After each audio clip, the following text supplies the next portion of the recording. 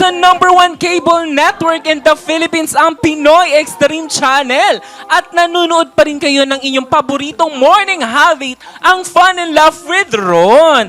At syempre, isang queen pa ang ating makakasama for today. Kaya naman, kilalanin natin siya. Ready to show her beauty ang Mrs. Elite Philippines 2025 na si Lisette Martinez. Please welcome ang Mrs. Elite Philippines 2025, Ma'am she Lisette Martinez. Hi! Another beauty queen! Hello, ma'am. Good morning. Pleased to meet you, ma'am. Good morning.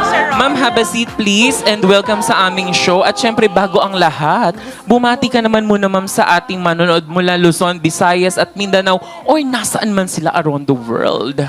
Binabati ko po nga po pala ang mga taga Batangas, especially yung mga taga Lemery, Batangas po. Yun po. Pero syempre, ma'am, no, dahil kahit alam na namin, no, kung ano ang iyong pinagkakaabalahan sa buhay, kwentuhan mo naman kami, ma'am, about that crown. Okay po. Sir Ron, tuwan-tuwa po ako kasi hindi ko po in-expect na mapapasama ako doon kasi ito po kasi talaga parang first time ko kasi... First time din. Grabe. First time ko po kasi hindi po ako totally galing from Batangas na nag-pageant. Parang dumirekta po ako kasi handpick po ako nila Sir Francis. Wow. Ano po ang pakiramdam na maging handpick, di ba? Parang unang-una parang may edge ka na agad eh, di ba? Ano po, tuwan-tuwa lang. Nung una parang ayoko kasi parang syempre anong gagawin ko doon. Wala pa po akong experience. Tapos hindi ko pa makakilala yung mga makakasama ko. Kasi mo. parang I've heard before ako mag-join talaga doon. Yung mga candidates para magkakakilala na. Okay. Kasi ako talagang parang last minute na ako nag-join. Parang naka-oo. So, yun, medyo naninervyos that time. Naninervyos daw si ma'am. Ayan. Pero, eto po ba, ma'am, ay nag-hesitant ka ba at first? Or may blessing ba kaagad yung family member mo dito? Nag-hesitant po talaga ng una. Kaya nung parang 1 week or 5 days na lang po yung pagitan before ako nag-yes.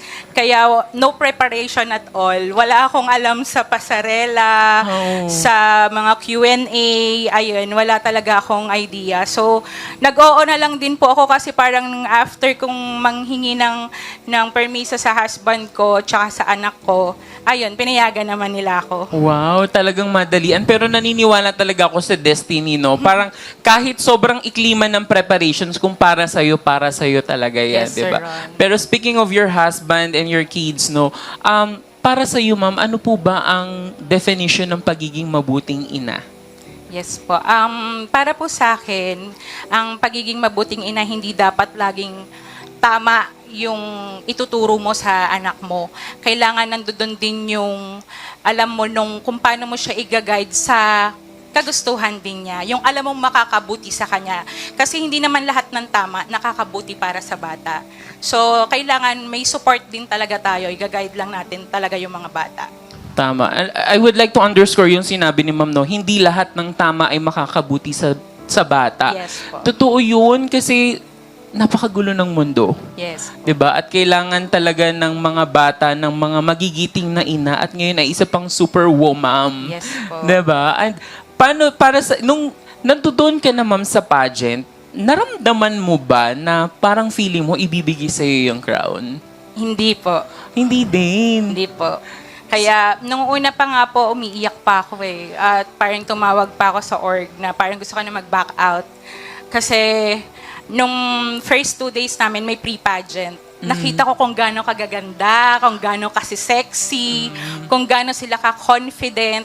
So, parang pag-uwi ko ng bahay after nung pre-pageant na yon, nangangatal yung Batanggenya. Batanggenya. Nangangatal yung mga tuhod ko na sabi ko, ayoko na, ang gagaling nila. So parang feeling ko, kulang ako, kailangan ko pang mag-train at mag-practice. Pero syempre, 'di ba, meron ka doon parang mga ilang contestant na parang kinatatakutan. Yes po. 'Di ba? At natalo mo sila. Anong feeling nung tinawag na yung pangalan mo na ikaw yung magre-represent ng Philippines? Parang ano po mental block. Parang lumulutang ka sa hangin. Hindi mo alam kung tutumba ka ba o hindi. Pero yung nasa isip ko lang that time is matapos lang yung program or yung show na yon ng maayos, maayos ko yung makapag-present ako ng hindi ako matutumba or makasagot ako ng tama, yun lang po. Makapag-perform lang ng maayos. Pero do you think, ma'am, ang ang katangian ng pagiging ina ang nagpanalo sa'yo? Yes po. May isa din po yun sa tingin ko. And I think ang pinaka-factor po talaga ng nagpanalo sa akin is hindi ako bumitaw at hindi ako nakalimot mag-pray. Oh, Yun po tama. talaga lagi ang pray ko kay God. Kasi sabi ko, anong laban ko sa kanila, napakagagaling nila. Tsaka mga queens na po halos lahat sila. Wow. Mga nanalo na sila na nire-represent nila yung provinces nila. So ako lang talaga yung parang wait lang, anong gagawin ko?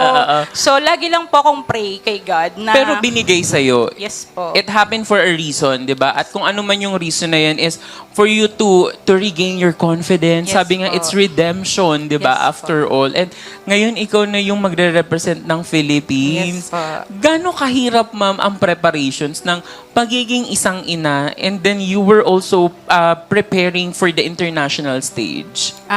Mahirap po talaga nung una kasi aside from a mom, may businesses din po kasi kami.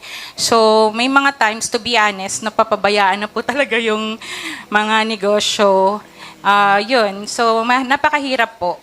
Napakahirap. Pero speaking of mahirap, ano yung pinakamahirap na na-experience mo joining the pageant? Pinakamahirap po yung pag-travel ko na ako yung driver, tapos ang layo-layo, balikan, knowing po yung national pageant, hindi lang naman yan isang araw. Oo. Minsan, 2 consecutive days, 3 consecutive days. So ako balikan. So wala kang assistant? Wala po, kasi pag naiiwan ko yung negosyo, yung asawa ko naman po yung nando doon. So usapan namin, sa coronation na lang sila nung anak ko pupunta. So ibig sabihin, wala kang parang audience doon? Wala po. Para mas maging pa yung confidence mo. Kasi di Wala ba mas po. lalakas yung loob mo? Wala Napakatapang nun, ma'am. Napakagaling. Yes. Diba? At kakaibang klase yung galing na ipinakita mo dun. Kaya siguro nag-stand out ka talaga. Diba? Yes, And ano naman po ang maipapangako mo sa ating mga kapwa Filipino ngayon ikaw ang magre-represent? Hindi lang ng ating mga Pinoy ha, pero ng ating mga missis, di ba? Na parang hindi pa pala huli ang lahat para tuparin yung mga pangarap. Yes po.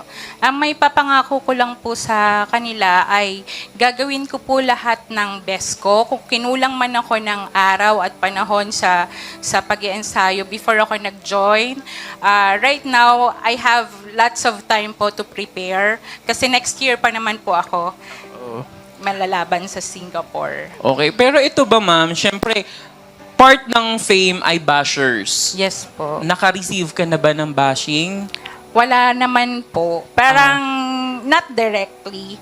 Parang I've heard lang some na syempre kasi nag-start ako ay 68 kilos. So, okay. So parang na-body shame ka pa? yes po. So parang losyang-losyang that time. So, sabi mo nga, ma'am, ito yung first pageant mo talaga ever?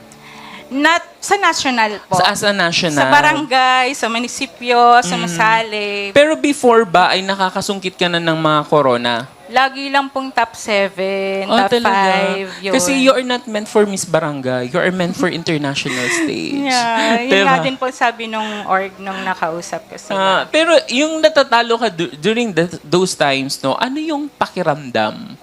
Malungkot. Siyempre parang, that time pa po, yun yung parang medyo prepared ako.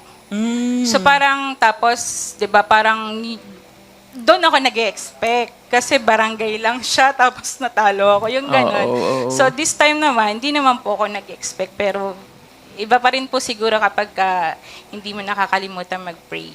Tama. At saka alam mo, minsan yung rejections na yan, no, yung mga failures na yan, yan yung magbibigay ng alab talaga sa'yo, di ba? Parang the next time na makikita nyo ko on stage, talagang nagliliyab talaga ako. And Yes. siguro kaya nakuha mo tong crown na to. And you deserve this. Thank you Diba?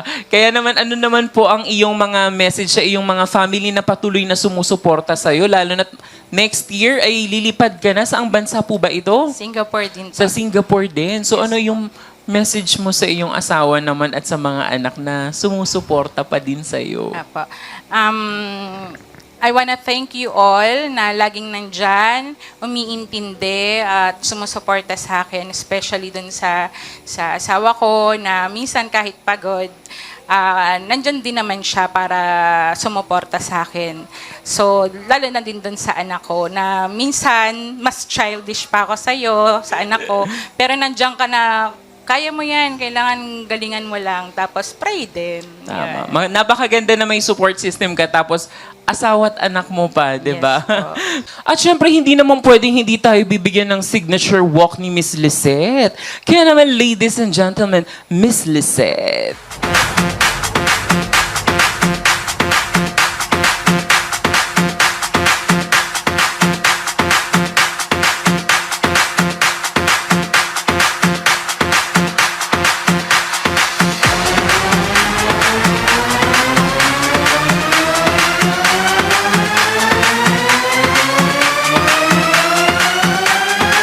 Wow, talaga nga naman. Maraming salamat po, Ma'am Lisette. Ano po ba ang tawag sa walk na yun?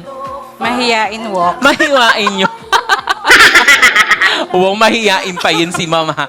Talaga namang nakaka-inspire ang ating fantastic guest na si Ma'am Lisette. Pero eto na po ang inyong chance na magpasalamat, mag-shoutout sa inyong mga supporters as Mrs. Elite Philippines 2025. Pinapasalamatan ko po yung mga taga-Lemery, Batangas, sa mga barangay councilors, kay barangay captain, sa pag-susuporta lagi sa akin at sa sama lagi sa akin sa munisipyo, sa kahit saan, sa pagsuporta sa akin. Sana po patuloy niyo akong suportahan hanggang sa 1 taon, sa next year, sa aking laban sa Singapore. Maraming salamat po. Ayan, thank you, Ma'am. At kapag nakoronahan ka, Ma'am, babalik ka dito, Yes ha? po, Sir Maraming Ron. salamat. Kaya naman, huwag maglilipat ng channel dahil may susunod pa tayong fantastic guest na queen. Yes, umuulan talaga ng mga queen na makakasama sa pagbabalik yan ng inyong programang sigurado ang fun at sure na sure ang laugh. Ang fun and laugh with Ron! And laugh, load ka na dito. Fun and laugh, at na ma-enjoy mo. Fun and laugh, masaya.